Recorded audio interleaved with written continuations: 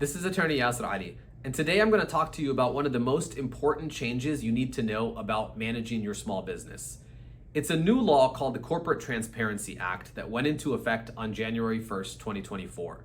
And it's essentially a reporting regime where the government is requiring almost all small businesses, LLCs, and corporations in the United States to file certain reports with FinCEN, which is the Financial Crimes Enforcement Network, known as the BOI report, which is a Beneficial Ownership Information Report. And failing to do so correctly and timely is subjecting you to a $500 a day penalty and potential jail time. So it's not something you want to mess around with. We want to make sure we do it right and we do it on time. So we're going to cover who needs to file, what information you have to provide, and then when do you have to file these reports by. So number one, who needs to file these reports? Basically, if you have an LLC or you have a corporation, you need to file these reports. There are 23 exceptions in the Corporate Transparency Act, but most of them are not going to impact our clients. The one that is pretty relevant is if you have a corporation, a nonprofit corporation that has a 501c3 designation, you're going to be exempt. So a lot of our clients, we set up private foundations for them or nonprofits that are doing public charity work, or they are directors on various nonprofits. So if you're in that category, you're going to be exempt. You don't need to worry. But otherwise, if you have an LLC or you have a corporation, whether that's an operating company or that's just a holding company or it's a real estate LLC, all of those are going to be subject to these reports, even if you set them up in jurisdictions where they are anonymous. So again, for a lot of our clients, we set up entities in Wyoming, in Nevada, where there are lots of anonymity protection benefits. But the government is now saying we want to know about these entities and about who is owning them and who is responsible for them. So that's point number one. Point number two, what do you have to provide?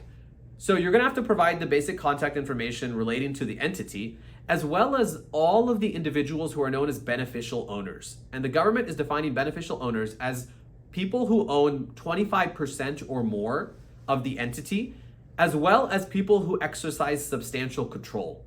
So that could be an LLC manager, and that could be members or shareholders who own more than 25%. So about all of these individuals, you've got to file their name, their personal address. So not just the company address if you're using an address service or using our office, but the actual contact information for the individual, and also have to upload a copy of the government issued ID.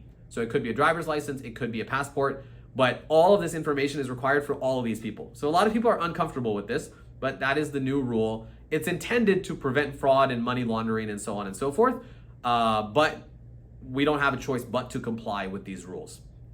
So you have to file these reports, and you also have to file updates when any of that information changes. So whether the entity ownership changes, the address changes, or the contact information for any of the owners changes, you're going to have to file that, as well as if the ID changes. So it's a lot of compliance that is required now for every single entity.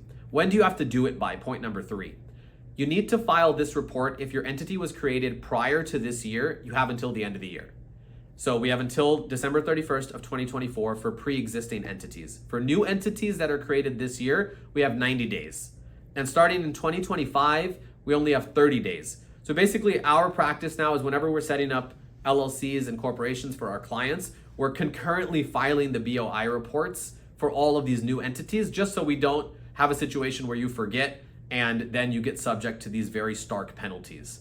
For entities that were created before 2024, meaning they're pre-existing entities, again, we have until the end of the year, but it's not something I would procrastinate on because we want to make sure that we comply with these obligations. So our compliance team can help you with all of these obligations. If you want help, please don't hesitate to reach out. We can file the reports for you. We can keep track of all of these compliance obligations, both at the state level and at the federal level. So don't hesitate to reach out. I hope you found this helpful.